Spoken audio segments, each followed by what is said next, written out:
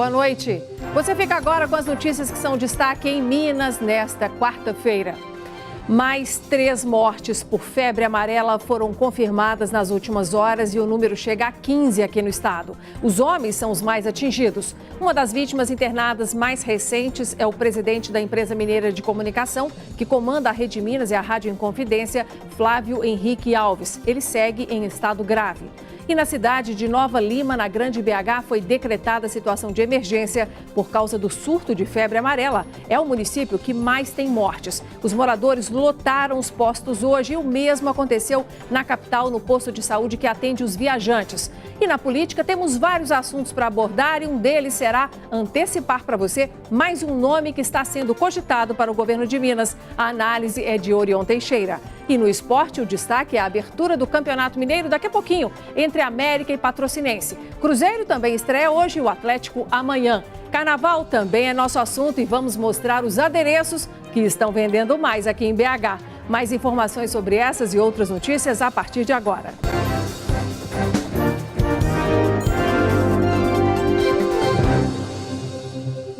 Os registros de febre amarela no estado não param de crescer. A Secretaria de Estado de Saúde divulgou hoje um novo balanço onde constam 22 casos confirmados da doença. Destes, 15 pessoas morreram. 46 casos continuam sendo investigados. Do total de casos confirmados, 21 são do sexo masculino e apenas 1 do sexo feminino. Atualmente, a cobertura vacinal contra a febre amarela em Minas está em torno de 82%. Pelo menos 3.532.000 pessoas e 836, repetindo, 3.532.836 pessoas não se vacinaram até agora. E a meta, gente, é imunizar 95% da população. A Prefeitura de Nova Lima, cidade da Grande BH, decretou situação de emergência em saúde pública por causa do surto de febre amarela. O município é o que tem mais mortes confirmadas pela doença aqui no estado. 5 pessoas perderam a vida lá infectadas com o vírus. Movimento intenso nos postos de saúde da cidade. Neste, no bairro Cascalho, alguns usuários esperavam há mais de 2 horas na fila. Estou aqui desde 9h50, tem um tempinho já, está demorando bastante. Muita gente também, né? Desde 10 horas. Acabei de tomar a vacina agora. A Prefeitura de Nova Lima decretou situação de emergência em saúde por causa da febre amarela. A decisão foi tomada depois que a 5ª morte pela doença foi confirmada no município. A situação de emergência ela é igual a um surto, ou seja, aquilo que repentinamente apareceu sem registro anteriores de febre amarela. A morte mais recente é de um homem de 47 anos que estava internado no Hospital Eduardo de Menezes, na capital mineira. Ele morreu no dia 14 de janeiro. O secretário acredita que o decreto vai ajudar nas medidas de prevenção na cidade, como o fechamento de parques. Para o fechamento dos parques é necessário um reconhecimento oficial de que nós estamos numa situação de alerta. Então isso respalda a Secretaria de Meio Ambiente para fechar. Nós temos 6 parques municipais, outros parques particulares, caberá aos particulares tomar essa providência ou não. O aumento das mortes e dos casos em investigação fez a Prefeitura reforçar o estoque de vacina nos postos.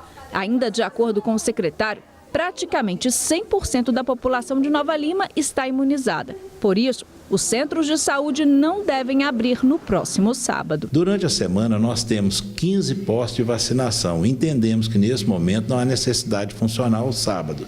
No entanto, nós pretendemos colocar a policlínica funcionando aos sábados para atender aquelas pessoas que, porventura, não conseguiram vacinar durante a semana. E daremos continuidade a esse programa até o Carnaval, pelo menos. Segundo a Secretaria de Estado de Saúde, cerca de 3.600.000 pessoas ainda não se vacinaram contra a febre amarela em Minas Gerais. O número corresponde a aproximadamente 20% da população. Um levantamento realizado pelo órgão aponta a existência de um vazio vacinal entre homens de 15 a 55 anos.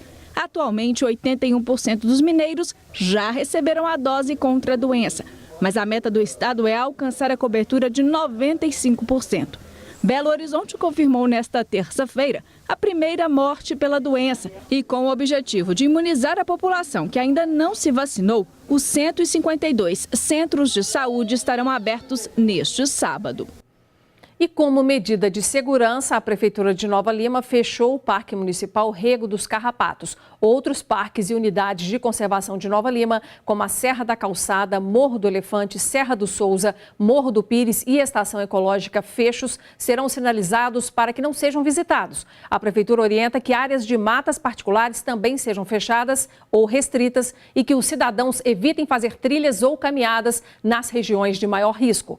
Um morador de Viçosa, na zona da Mata Mineira, de 61 anos, morreu com suspeita de febre amarela. E quem tem as informações é a repórter Luciana Viana, que está na nossa redação e acompanha as notícias sobre febre amarela em todo o estado. Boa noite, Luciana. Boa noite, Nácia. Boa noite a todos. Esse idoso de 61 anos, ele apresentava dor abdominal, febre, sinais hemorrágicos e também disfunção renal. Alguns dos sintomas, não é, da febre amarela. Ele chegou a ficar internado lá em Viçosa, mas a situação se agravou e então foi transferido aqui para Belo Horizonte, para o Hospital Eduardo de Menezes, onde acabou falecendo. Agora, o resultado dos exames laboratoriais devem ficar prontos em 30 dias, né, esses resultados, para confirmar realmente se passava só de uma suspeita de febre amarela ou se ele foi vítima da doença.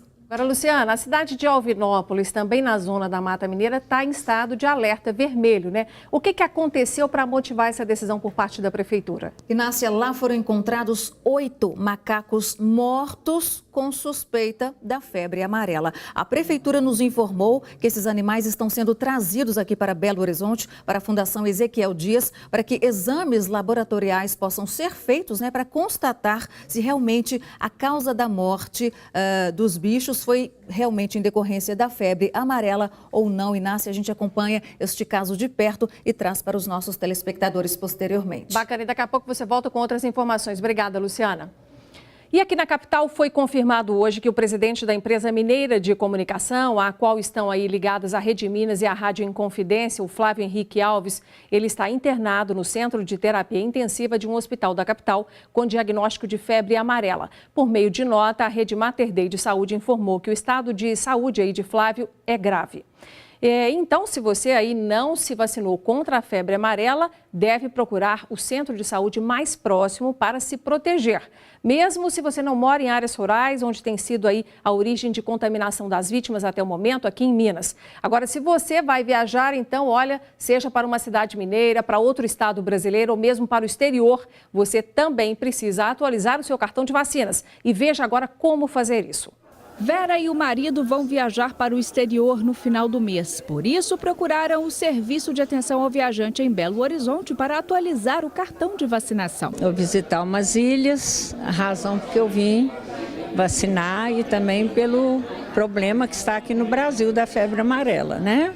Para quem vai viajar de férias, é preciso estar atento ao cartão de vacinas. Alguns destinos, principalmente no exterior, exigem o certificado internacional de vacinação logo na chegada ao país. Para a emissão do certificado internacional de vacina, ela deve trazer um documento pessoal de identificação, o cartão de vacina, se ela já for vacinada. Se não for, nós podemos aplicar a vacina aqui, de febre amarela. E, por fim, uma comprovação de viagem para um país que a vacina seja exigida. O viajante deve procurar atualizar o cartão assim que decidir o local e a data da viagem. O ideal é não deixar para a última hora, pois algumas vacinas exigem 2 ou até 3 doses. Na manhã de hoje, o Serviço de Atenção ao Viajante na capital mineira estava movimentado. As vacinações são muito importantes porque elas previnem diversos tipos de doenças. Então a gente está protegendo o indivíduo que nos procura, mas a gente protege também os contatos desse indivíduo. A pessoa pode viajar para fora e voltar com alguma doença e transmitir essa doença para os seus contatos domiciliares, contatos no trabalho, do convívio pessoal. Os casos de febre amarela no Brasil fizeram com que países como a Colômbia passassem a exigir a vacina. Por isso, muitos viajantes procuraram o local. Oscar vai de carro para a Argentina e já mudou a rota por conta dos casos da doença em São Paulo. Vou ter que mudar a rota, porque não quero nem saber de Mariporá, vou passar de madrugada, estudar os mosquitos estão dormindo, que horas que eles dormem, porque não, o medo aumenta. A gente muda de assunto agora para falar que os moradores de Ribeirão das Neves continuam enfrentando os problemas gerados pela chuva de granizo que caiu na cidade em novembro do ano passado.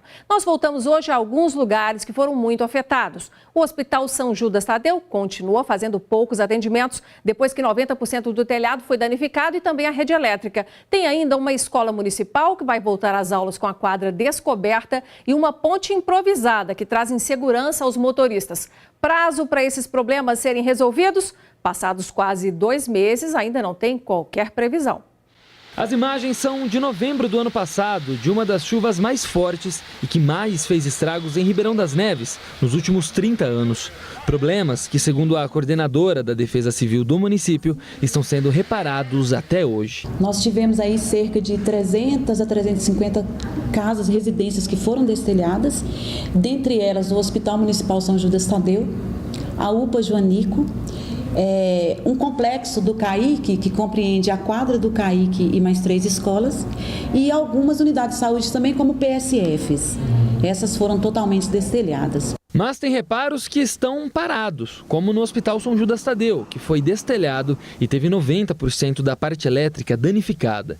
Quem vem por aqui, quase 2 meses depois da chuva, encontra um atendimento limitado à urgência e emergência. Para atender só emergência e se estiver morrendo, aí eles atendem. Lá não está tendo médico, lá não tem nenhuma enfermeira. A gente tem que implorar, porque inclusive lá no posto é muito difícil, né? Essa quadra de uma escola municipal aqui de Ribeirão das Neves é outro ponto que foi muito afetado pela chuva. O local era todo coberto, mas agora há o risco das aulas voltarem e o que temos por aqui são apenas essas bases de ferro. Esta ponte, que fica no bairro Nova União, recebeu apenas alguns reparos da prefeitura. Os motoristas se arriscam num desvio improvisado.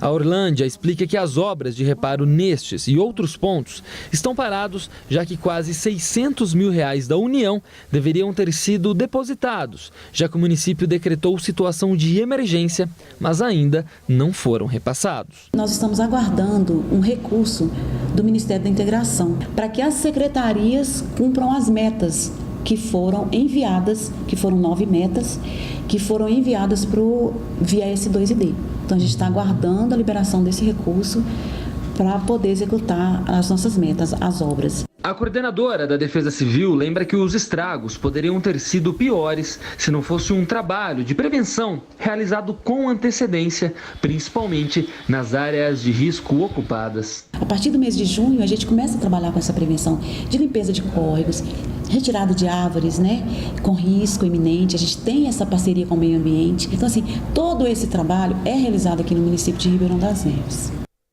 Segundo a Prefeitura de Ribeirão das Neves, o Hospital São Judas Tadeu está atendendo somente casos de emergência e com risco de morte, como politraumas e parada cardiorrespiratória. Para a UPA Joanico Cirilo de Abreu, estão sendo transferidos os atendimentos de clínica médica, cirurgia e ortopedia. E os casos de pediatria estão sendo levados para a UPA Acrísio de Menezes.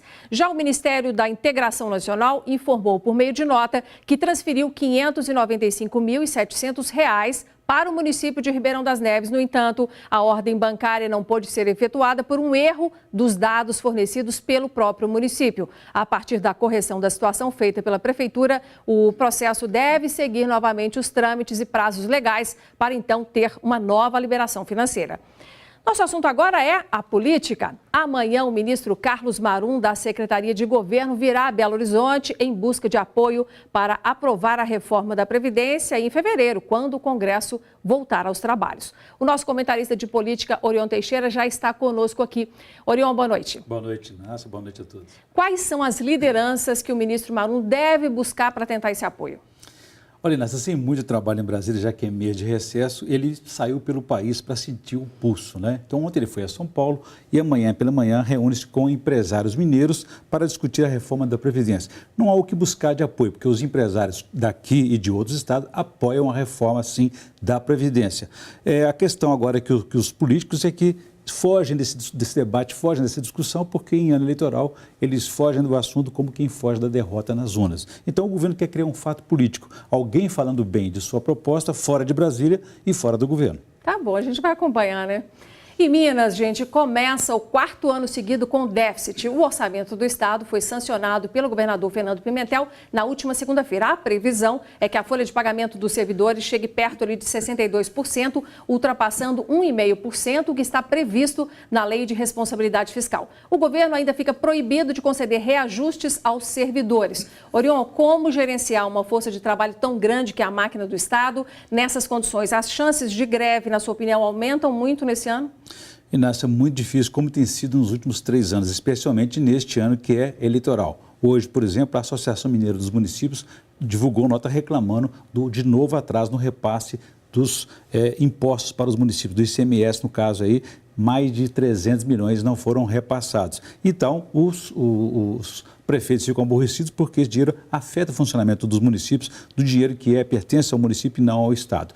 A maioria dos servidores também vão continuar pressionando o governo, mais pelo fim do parcelamento do que por reajustes. Mas a situação tende a melhorar aí se o governo acredita que no último quadrimestre as coisas já sinalizam por mudanças. E tem a securitização da dívida e a renegociação também de débitos tributários. E agora eu quero ver um assunto rapidinho com você, que é o seguinte: a Câmara dos Vereadores aqui de Belo Horizonte desengavetou o plano diretor que tramita há mais de 2 anos sem aprovação. Esse projeto de lei altera, por exemplo, as regras para construção e reforma de prédios em BH.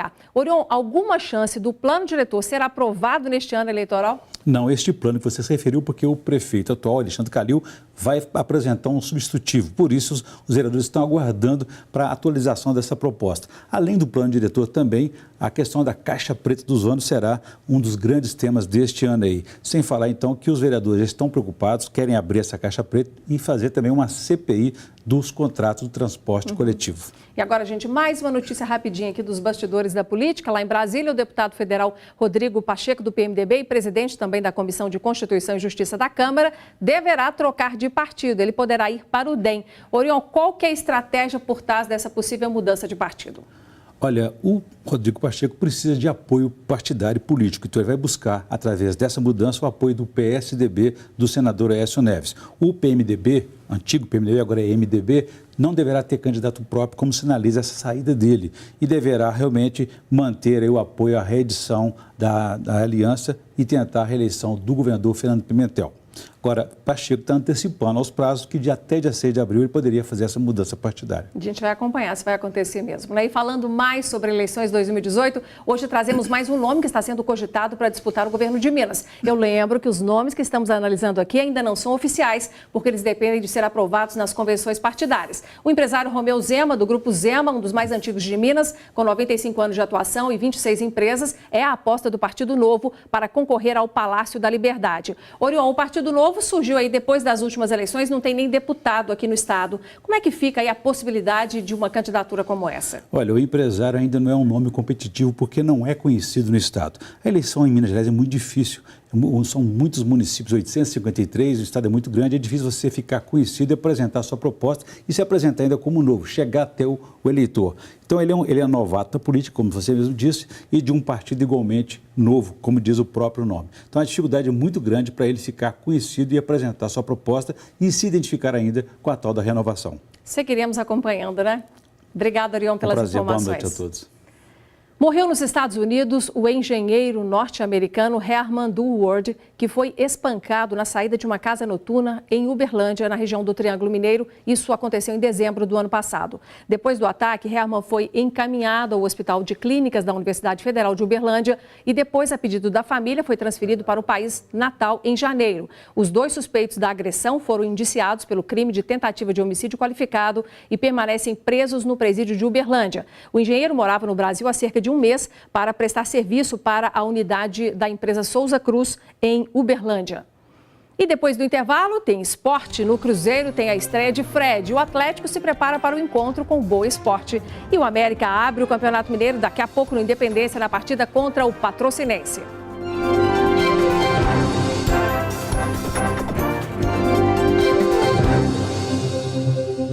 Um homem de 54 anos foi morto com um tiro na cabeça quando tentava fugir de um assalto na madrugada de hoje em Contagem, na região metropolitana de Belo Horizonte. A gente volta para a nossa redação para conversar com a repórter Luciana Viana, que tem os detalhes sobre esse crime. Luciana. Bom, Inácia, o homem, ele conduzia uma Kombi por volta das 5 horas da manhã de hoje. Ele estava acompanhado de outras 4 pessoas no veículo. Ele já estava bem próximo ali da Ceasa, onde compraria queijos para revender, já que estava desempregado há um tempo. Só que à frente dele, ele visualizou um assalto a um motorista de um caminhão. Assustado, Inácia, ele parou a Kombi e deu ré. Neste momento, os suspeitos teriam dado ordem para que ele parasse, mas assustado, claro, ele tentou fugir ali daquela situação e os suspeitos acabaram atirando contra o veículo. O tiro acertou a nuca da vítima, que não resistiu e morreu ali mesmo no local. As outras 4 pessoas não se feriram e a polícia investiga, tenta identificar esses suspeitos. Mais uma notícia triste. Obrigada, Luciana, e até amanhã. Até amanhã. Gente, o assunto agora é esporte. América e Patrocinense entram em campo daqui a pouquinho, às 7h30, abrindo o Campeonato Mineiro 2018. A partida é no Independência. E logo mais, às 9h45, no Mineirão, o Cruzeiro vai pegar o Tupi. 12 times estão na disputa. E o nosso repórter e comentarista André Salles já está conosco aqui para essas análises. André, boa noite. Boa noite. André, nesse ano o Campeonato Mineiro vai ter quartas de final, é uma novidade, né? Você gostou dessa mudança? Eu particularmente não, Inácia. Acho que a fórmula do Campeonato Mineiro era bem melhor do que a dos outros estaduais, né? Por exemplo, o Paulista é dessa forma.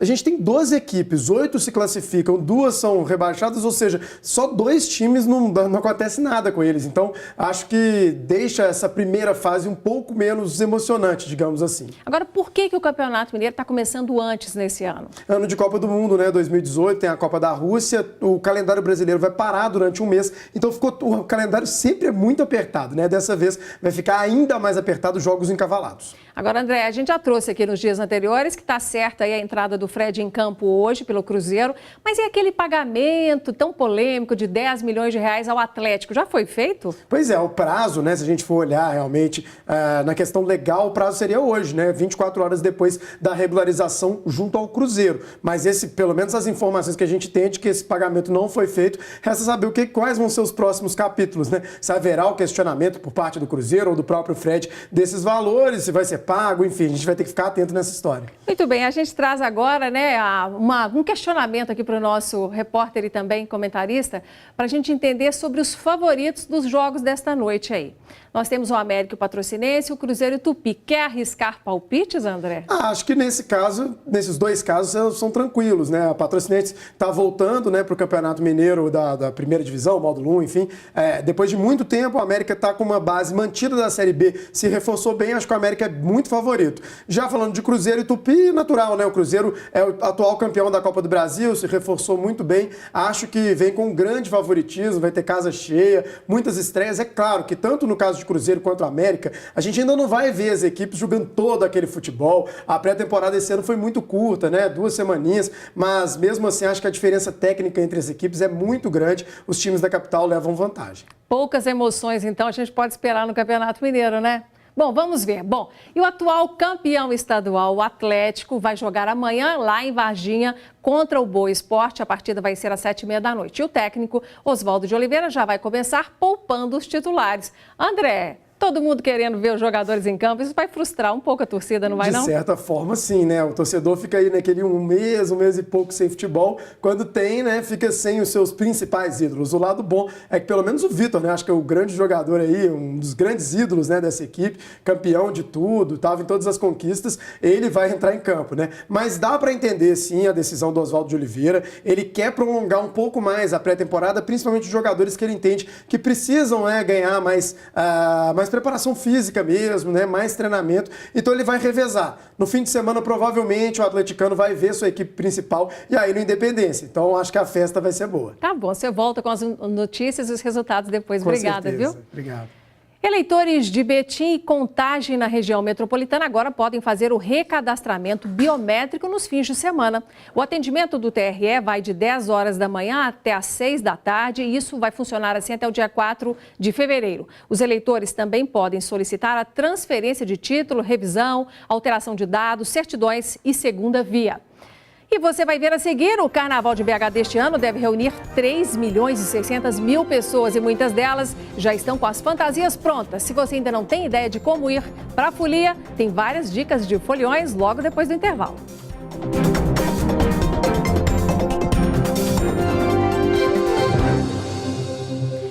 microempreendedor individual que não quitar os impostos em atraso dos últimos 3 anos até o dia 22 de janeiro poderá ter o CNPJ cancelado. Para tentar manter o CNPJ, o MEI deve quitar alguns dos pagamentos pendentes no período ou entregar uma das declarações anuais referentes a 2015 ou 2016. Quem não regularizar a situação poderá ter o nome incluído na dívida ativa. O carnaval deverá atrair cerca de 600 mil turistas à capital, 20% a mais que no ano passado. Na previsão da Belotour, 3 milhões e 600 mil pessoas devem ficar por aqui nos dias de folia. A expectativa de negócios gira ali em torno de 530 milhões de reais. Hoje, nossa equipe foi conferir a animação dos foliões, que estão aí bolando fantasias diferentes para se destacar nos blocos de rua. E você vai saber os adereços que estão sendo mais procurados. No clima e no ritmo do carnaval, tem glitter, tinta para cabelo, tiaras, saias de tule, mais conhecidas como tutu, tem até bumbum postiço, zorro, índia. E se a ideia é sair de anjo nos bloquinhos, a dúvida fica mesmo só por conta da cor. Na verdade, a minha irmã comprou a branca, ela vai de anjo branco e eu vou de anjo negro. Opção é que não falta para se fantasiar. Desde o dia 26 de dezembro, a gente já está aí nos preparativos, nas compras, na organização para poder atender bastante gente de BH. Quais são os acessórios, os produtos, enfim, as peças que mais têm sido procuradas pelos foliões? Bom, ano passado já foi o unicórnio, esse ano continua, e tiara de sereia, igual que eu estou. Com o carnaval bombando em BH, este será o 4º ano seguido que Marcela irá curtir a folia na capital e em vários blocos. Mas ela faz questão de produzir as próprias fantasias. Ela mostra o que sobrou de uma das fantasias do ano passado. Fênix, pássaro da mitologia grega. Eu sempre gosto muito de fantasia, não só no carnaval. Meu aniversário eu sempre faço festa fantasia, sempre invento um tema. Eu não sei, eu acho que é legal porque a gente tem muita liberdade, né? Para ser o que quiser, ninguém tá julgando, então você pode brincar, é muito divertido. As fantasias deste ano ainda não estão prontas, mas a ideia já está na cabeça. As ideias vão surgindo meio na hora, assim, né? E o que tiro foi esse, tem a Anitta aí que talvez pode ser que vá rolar. Então a gente estamos vendo ainda. Para o ensaio já está tudo pronto e é ali mesmo, na área de casa, e a plateia está atenta.